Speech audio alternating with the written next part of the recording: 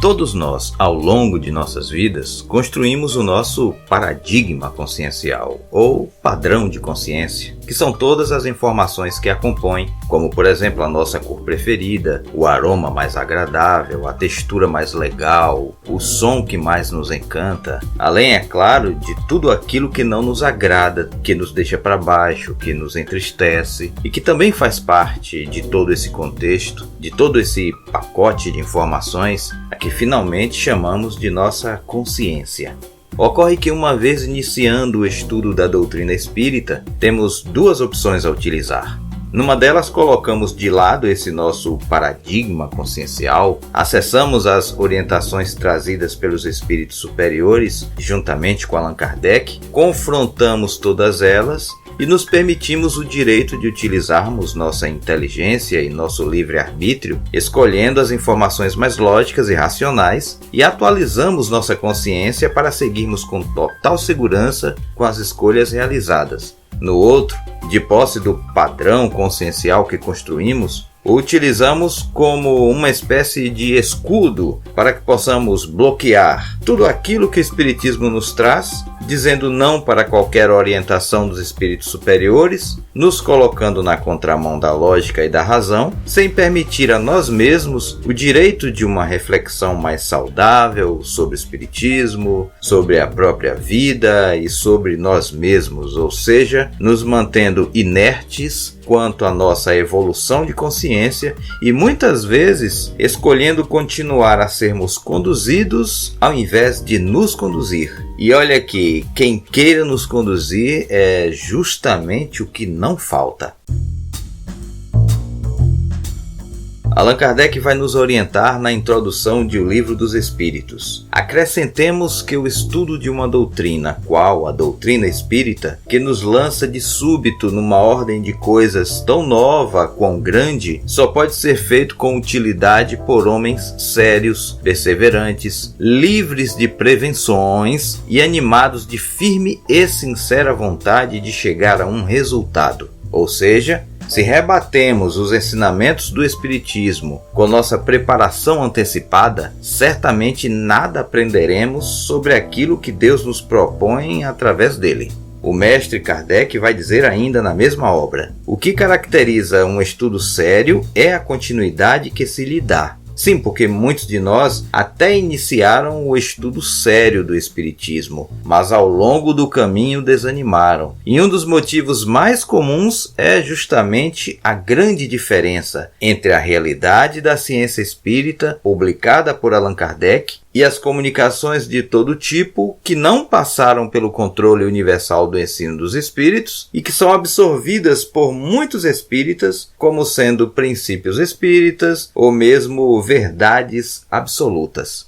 Ainda na introdução do mesmo livro, o codificador afirmará: a verdadeira doutrina espírita está no ensino dado pelos espíritos, e os conhecimentos que esse ensino comporta são por demais profundos e extensos para serem adquiridos de qualquer modo, que não por um estudo sério e perseverante, feito no silêncio e no recolhimento. Porque só dentro desta condição se pode observar um número infinito de fatos e nuances que passam despercebidos ao observador superficial e que permitem firmar opinião.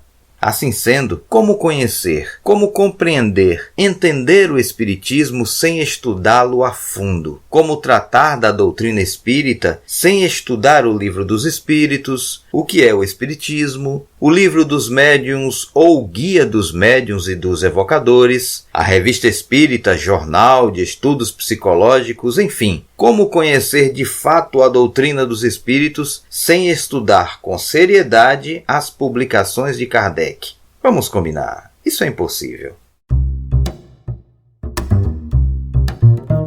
E olha que Kardec, na Revista Espírita de setembro de 1860, dá um recado bem interessante e direto para aqueles que se consideram entendidos, críticos do Espiritismo. Ele diz assim: o Espiritismo não pode olhar como crítico sério, senão aquele que tudo tivesse visto e tudo estudado com a paciência e a perseverança de um observador consciencioso, que estivesse tão seguro desse assunto quanto o mais esclarecido adepto. Consequentemente, que tivesse obtido seus conhecimentos fora dos romances da ciência.